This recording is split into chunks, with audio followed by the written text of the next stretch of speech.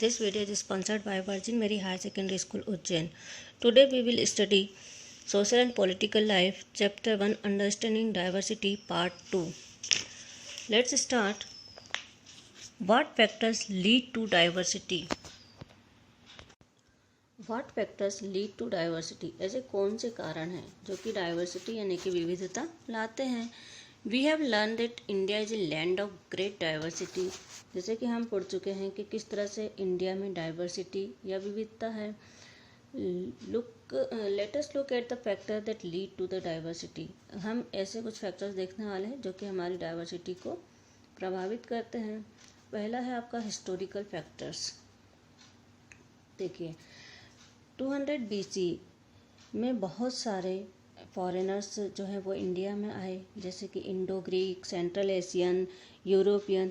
ये लोग व्यापार के लिए नई जगह और बसने के लिए यहाँ आए थे. अपने कल्चर और संस्कृति को भी अपने साथ लेकर के आए और यहाँ का जो कल्चर या संस्कृति थी उसको भी इन्होंने अपना लिया और इस तरह कल्चर एक दूसरे से घुल मिल गए और इस तरह से एक नई डाइवर्सिटी या विविधता का जन्म हुआ. सेकेंड है geographical factors. India has great geographical diversity. India की अपनी खुद की एक भू संरचना है जो कि डाइवर्स यानी कि विविधता लिए हुए है.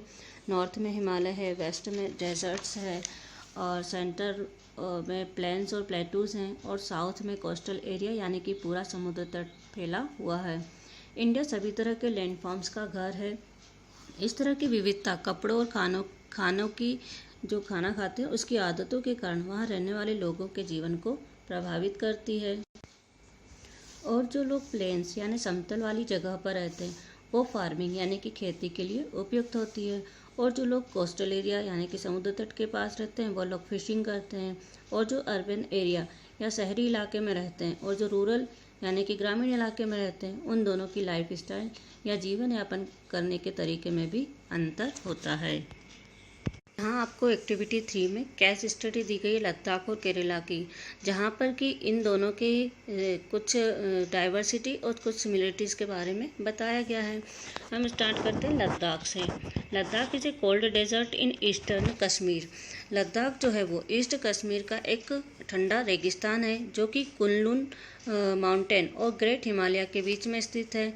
और यह जो रीजन है तिब्बत और सेंट्रल एशिया को सांस्कृतिक और ऐतिहासिक यानी कल्चरल और हिस्टोरिकल दृष्टि से आपस में एक दूसरे को जोड़ता है और दूसरे धर्मों की अपेक्षा यहाँ बुद्ध और इस्लाम धर्म को ज़्यादा पूजा जाता है. यह पूरे साल जो है स्नो यानी कि बर्फ़ से घिरा रहता है. समर में बहुत कम या नो रेनफॉल या बारिश होती ही नहीं है और पीने के लिए ये लोग गर्मी के महीनों में पिघलने वाली बर्फ़ पर निर्भर रहते हैं. वनस्पति या जो वेजिटेशंस है वो भी यहाँ बहुत कम पाई जाती है और एग्रीकल्चर यानी कि खेती भी बहुत कम होती है. शीप, गोट, काऊ एंड याक पाले जाते हैं. यहाँ के लोग दूध और दूध से बने प्रोडक्ट और मीट खाते हैं. इस रीजन की शिप पश्मीना वूल प्रोड्यूस करती है जो कि ऑल ओवर वर्ल्ड यानी पूरे विश्व में प्रसिद्ध है. यहाँ के लोग पूरे साल वुलन क्लॉथ्स पहनते हैं. इस रीजन में जाने के लिए बहुत सारे रास्ते हैं. सेंट्रल एशिया और तिब्बत के बीच कई सारे ट्रेड रूट यानी व्यापारिक रास्ते भी हैं और इस तरह से अपने व्यापार और कल्चर को एक दूसरे के साथ एक्सचेंज करते हैं.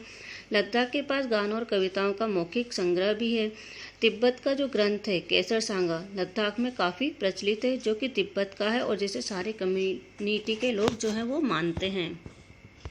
नेक्स्ट है आपका Kerala. Kerala is a narrow state in the south west coast of India. India के दक्षिण पश्चिम तट में केरल जो है एक नैरो स्टेट है. यह एक तरफ से हिल्स यानी पहाड़ों से घिरा है और दूसरी तरफ यह समुद्र से घिरा हुआ है. दुनिया के विभिन्न हिस्सों में अपने समृद्ध ऐतिहासिक प्रभाव के कारण यह जो रीजन है अनेक कल्चर और धर्मों का मिश्रण है. केरल में बहुत सारे धर्म हैं जैसे कि जूडिज्म है, इस्लाम है, Christianity, Hinduism, Buddhism etcetera are practised in Kerala. फिर केरला की जो लॉन्ग कोस्टल लाइन यानी कि लंबी समुद्र तट जो है वो मछली पकड़ने की सुविधा प्रदान करती है. यहाँ की उपजाऊ भूमि और सूटेबल क्लाइमेट जो है वो राइस यानी चावल की खेती के लिए उपयुक्त होता है. और यहाँ का जो हिली एरिया है मसालों और चाय की खेती के लिए फेमस है. यहाँ के लोग का भोजन जो है वो फिश राइस, कोकोनट और वेजिटेबल्स है। यहाँ के लोग कॉटन क्लॉथ्स पहनते हैं। The famous spices of Kerala such as cardamom, pepper and clove, यानी कि यहाँ की जो फेमस स्पेसीज या मसालों में कार्डमम यानी कि इलायची, पिपर यानी काली मिर्ची, क्लोव यानी कि लौंग है, जिसके कारण उन व्यापारियों ट्रेडर्स को आकर्षित करती है जो सदियों से समुद्री मार्ग से हमारे यहाँ आते रहे हैं। सबसे पहले अरब और ज्यूस जो है पोर्तुगीज़ को फॉलो करते हुए केरल आए और साथ में अपने कल्चर और आस्था को भी साथ में लाए। कुछ यहीं सेटल हो गए और यहाँ के लोकल कस्टम और कल्चर को इन्होंने अपना लिया। यहाँ मछली पकड़ने के लिए जो जाल इस्तेमाल किए जाते हैं वे चीनी जालों से मिलते जुलते हैं और इसीलिए उन्हें चीना वाला भी कहते हैं। तलने के लिए जो बर्तन इस्तेमाल करते हैं उसे चीना चट्टी कहते हैं। चीन शब्द इस बात की ओर इशारा करता है कि इसकी उत्पत्ति जो है वो चीन से हुई होगी। यहाँ सभी धर्मों और संस्कृति के लोग अलग अलग बैकग्राउंड के होते हुए भी एक साथ रहते हैं। ये सभी लोग एक होकर के अपना फेस्टिवल मनाते हैं। जैसे कि जब ओणम सेलिब्रेशन होता है तो उस दिन सभी लोग बोट रेस भी करते हैं। जब हम लद्दाख और केरला का कंपैरिजन करते हैं तो हम देखते हैं कि लद्दाख और केरला फूड, इकोनॉमी, एक्टिविटी और क्लॉथिंग इन सब चीज़ों में अलग अलग होते हुए भी एक दूसरे से जुड़े हुए हैं। इस डाइवर्सिटी के बावजूद भी दोनों जो रीजन्स हैं उनमें सिमिलर कल्चर का हमें अनुभव या एक्सपीरियंस होता है। स्थानीय लोगों पर अरब और चीनी व्यापारियों का प्रभाव भी पड़ा है, जिसका परिणाम सांस्कृतिक एकीकरण है। कल्चरल इंटीग्रेशन यानी कि सांस्कृतिक एकीकरण केवल पास्ट में ही नहीं हुए हैं, बल्कि आज भी जब हम एक जगह से दूसरी जगह काम के लिए, पढ़ाई के लिए जाते हैं तो हम नई जगह की ट्रेडिशंस ने परंपराओं के अनुसार अपनी नई आदतों को अपनाते हैं। हम ऐसे लोगों के साथ कम्युनिकेट करते हैं जो हमारे डेली लाइफ में डिफरेंट कम्युनिटी या समाज से होते हैं और उनके जीने के तरीके भी अलग होते हैं। आपका how is diversity different from inequality, यानी कि जो विविधता है वो असमानता से किस तरह से भिन्न है। Everybody does not get an equal opportunity, सभी को समान अवसर प्राप्त नहीं होते हैं to live a comfortable life, एक कंफर्टेबल लाइफ जीने के लिए। जो व्यक्ति रीच होते हैं वो बेटर लाइफ यानी अच्छी ज़िंदगी अफोर्ड करते हैं, बजाय पॉवर्टी स्ट्रिकन यानी कि जो गरीबी झेल रहे होते हैं उनकी अपेक्षा। For instance the rich have access to many things in life, जो लोग अमीर होते हैं या रीच होते हैं वह अपनी लाइफ में बहुत सारी चीज़ों को प्राप्त करते हैं, जबकि गरीब व्यक्ति को 2 टाइम का भोजन भी प्राप्त नहीं होता है। This differences is not diversity but inequality, यह जो डिफरेंस है वह डाइवर्सिटी यानी विविधता नहीं है बल्कि यह असमानता है। Unequal accessibility to resources lead to economic inequality, जब रिसोर्सेज का एक्सेसिबल समान रूप से सभी को प्राप्त नहीं होता है तो इसे इकोनॉमिक इनइक्वलिटी कहते हैं। नेक्स्ट है how is there unity in India despite the diversity, विविधता के बावजूद भी भारत में एकता कैसे है, या भारत में अनेकता में एकता का परिचय किस तरह से दिया जाता है वो देखते हैं अपन। The diversity of India can be observe in every aspect of life, हम डाइवर्सिटी को अपनी ज़िंदगी के हर पहलू में देखते हैं। बहुत सारी चीज़ें जो हम अपनी लाइफ में करते हैं वह एक दूसरे के कुछ तो समान होती हैं और कुछ अलग होती हैं। अलग अलग संस्कृतियों के लोग एक ही चीज़ को अलग अलग स्टाइल में मनाते हैं, जैसे कि भोगली बिहू, लोहारी, ओणम, पोंगल और मकर संक्रांति, ये सब हार्वेस्ट फेस्टिवल हैं जो कि इंडिया के अलग अलग रीजन्स में मनाए जाते हैं। अलग अलग तरीक़ों से मनाए जाते हैं, लेकिन फिर भी सबका कारण जो है मनाने का वो एक ही है। इंडिया अपनी डाइवर्सिटी के बावजूद भी यूनाइटेड कंट्री यानी कि एक संयुक्त देश है।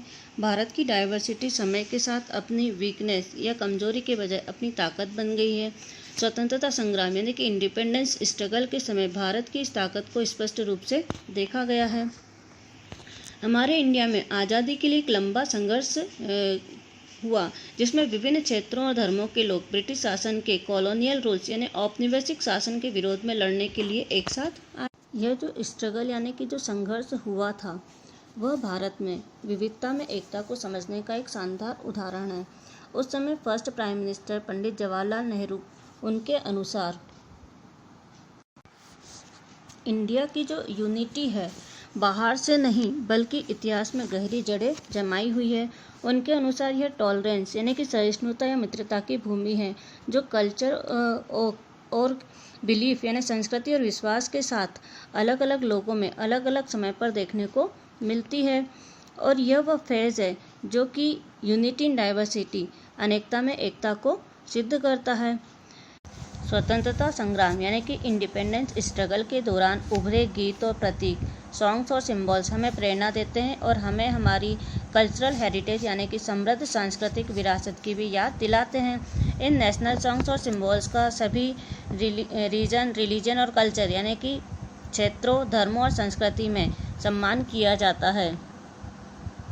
मॉडर्न डे इंडिया यानी कि आधुनिक भारत में अनेकता में एकता का दावा करते हैं। उदाहरण के लिए जैसे कि क्रिकेट गेम है, हमारी कंट्री में बहुत ज़्यादा पॉपुलर है। जब इंडिया क्रिकेट खेलती है तो पूरी कंट्री एक होकर उस एक टीम को सपोर्ट करती है। इंडिया क्रिकेट टीम जो है वह मल्टी कल्चरल यानी कि अनेक संस्कृतियों का मिश्रण है। यहाँ पर प्लेयर्स जो हैं वो डिफरेंट स्टेट्स, रिलीजियंस, कास्ट और वंश के होते हैं। इंडिया के जो रेस्टोरेंट हैं वहाँ पर भी पूरे देश के डिफरेंट तरह के भोजन मिलते हैं। सारे रीजन्स के लोग एक ही जगह पर सभी प्रकार के भोजन का आनंद लेते हैं।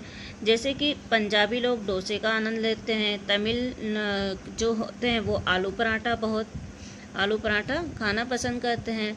इस तरह से हम कह सकते हैं कि यहाँ पर बहुत सारी डाइवर्सिटी होते हुए भी हम सब एक हैं।